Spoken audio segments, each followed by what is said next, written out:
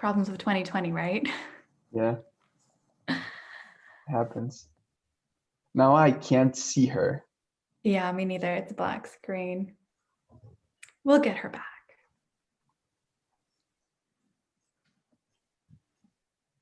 Now I can see her again. Rashida, can you hear us?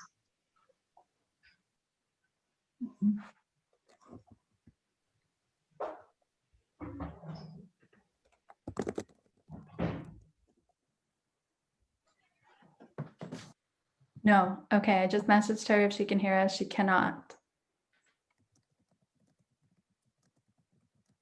Okay, Rashida.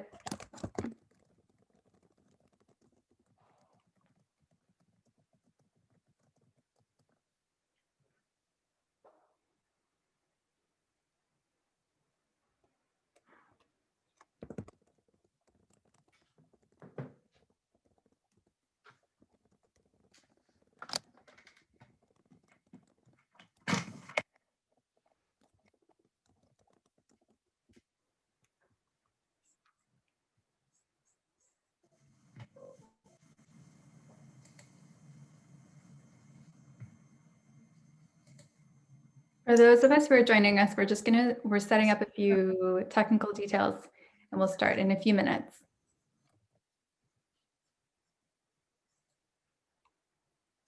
Hello.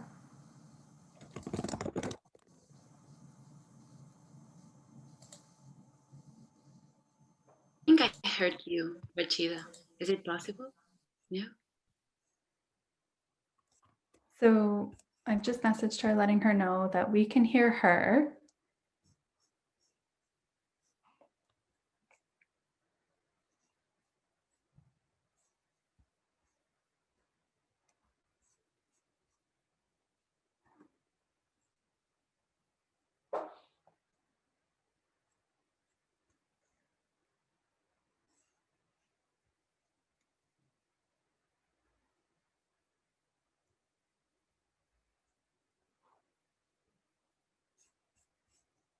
Thanks for joining us, guys. We're just going to start in a few minutes. We're just sorting out some technical details. Rubina, some colleagues are trying to join, but they tell me that they when click the link, it just like directs them to the place where you register for the event.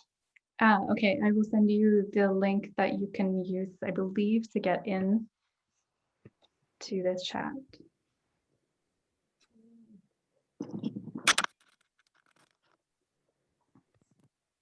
Hi, Jorge. That is because this webinar has a security feature that requires you to log into Zoom, into a Zoom account. It's really fast and free to create a Zoom account, but that might be why your colleagues are having an issue. All right.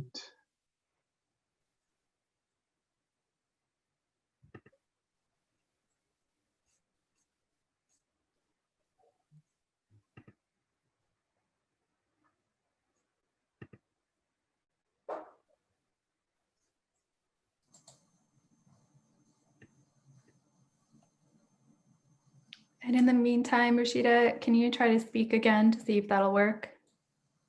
Do you hear me now? Yes. Okay, I don't know what's happening. I didn't do anything different from what I've been doing in the last 20 minutes, but now I hear you guys. Oh, good. But I do hear you. Right on time. Amazing. Thank Great. you. We're just going to give a couple more minutes to attendees to jump on. Just bear with us.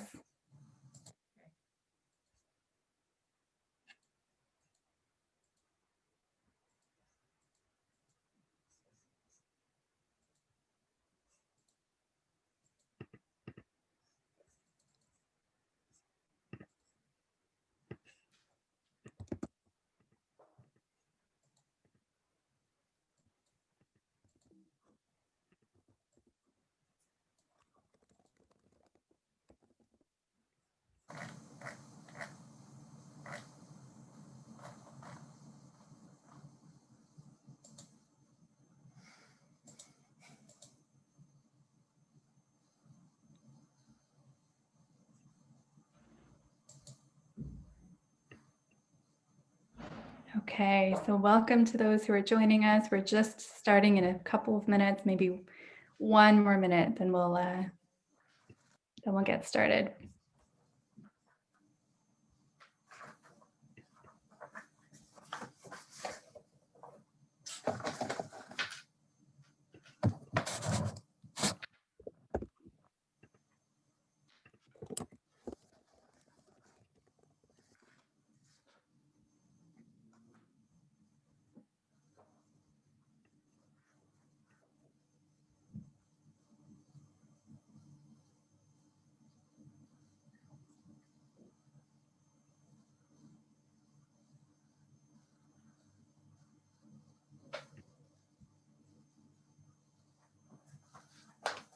Okay, we're going to get started.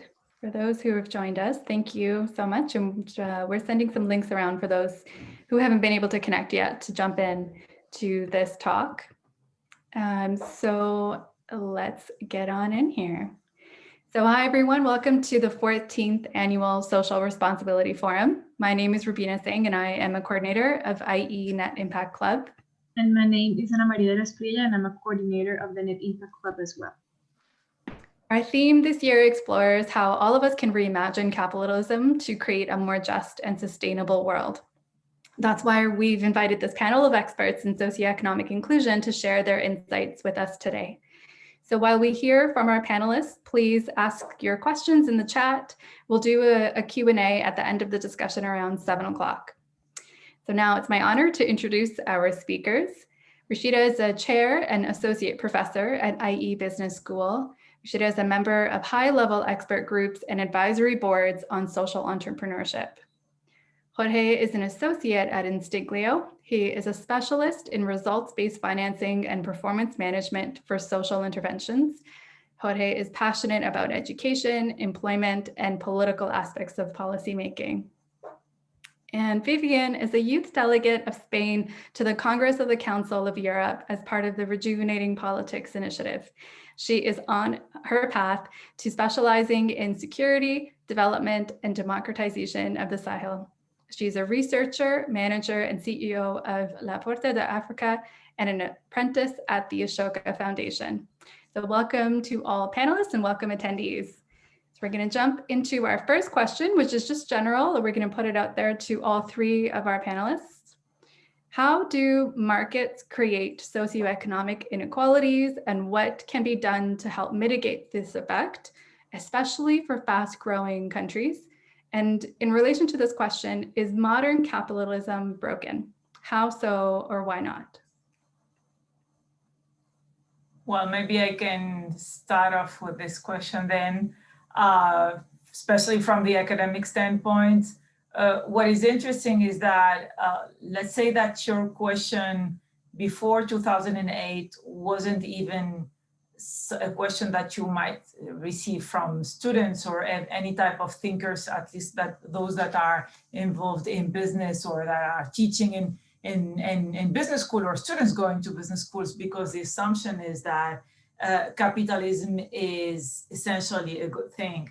So what is interesting, I think, since 2008 and the financial crisis is that it has forced people to rethink capitalism, to put into question some aspects of capitalism and markets, and to look at ways in which we can improve the way we're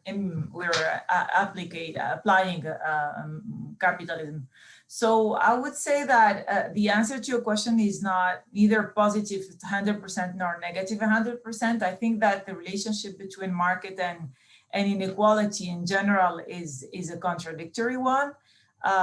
If you look at especially the history of multinationals and big companies, you can see that they have been actually a driver of growth, especially in developing countries, of job creations, of even education, upskilling, and obviously value creation and income generation.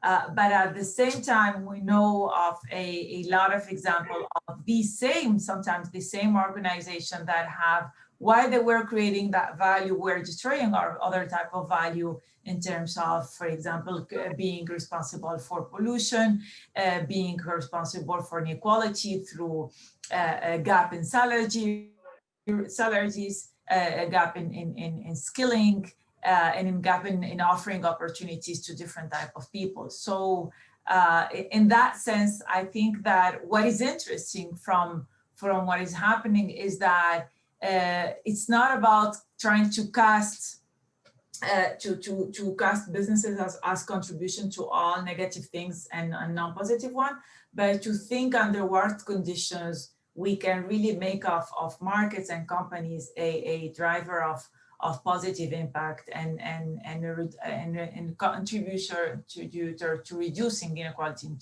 instead of generating inequality. Thank you. Does anyone else want to jump in there? Maybe I can jump in here. From my perspective, I totally agree with what Rashida is saying. Like, you cannot put capitalism in the bucket of bad or good, right? Like, capitalism is a system, it is a tool, it is not inherently good or bad. But what I think it's the rules of the game that can make it good or bad, right? I love to use analogies and I love to use poker as an example, right? So poker is it's a stylish game through which you can even develop some skills. So everyone has the same chance at winning if they have a similar skill at the game. But what if the rules of the game change, right? What if you set a rule that, for example, gives one player a greater probability of winning than another? First that rule and then another rule that says that the winners are the ones who can keep playing the game and the losers are just out of the game. What happens is that the winners develop a greater skill in the game, so therefore you start generating inequalities. And what also happens is that those winners, since they are winning and winning and winning, they can achieve greater power to influence the game. So it is not the game in its conception that's wrong. It's the byproduct of a set of like inadequate rules what's wrong. So that's kind of like my personal intake on capitalism. And then, there's a lot of good things that capitalism has brought. There's a lot of incredible tools that can actually be used that are inherent of capitalism that can be actually used to build a better world. But that just to start. Thank you. Thanks, I love that. I think it's my turn. From my personal point of view, and I'm not an expert, and also because taking into account the complexity of the question and the short time we have to say, I will probably just reduce a lot the complexity of the answer. But I would like to say that, and maybe differentiating to the other speakers, I would like to say that maybe markets do not create inequalities, but for me, it's the system around markets that creates inequalities by the promotion of capital accumulation. As I said, I'm not an economist, but as far as I read, are the logics of capitalism somehow, which are generating these gaps. We live in a kind of system which is mostly a zero-sum game.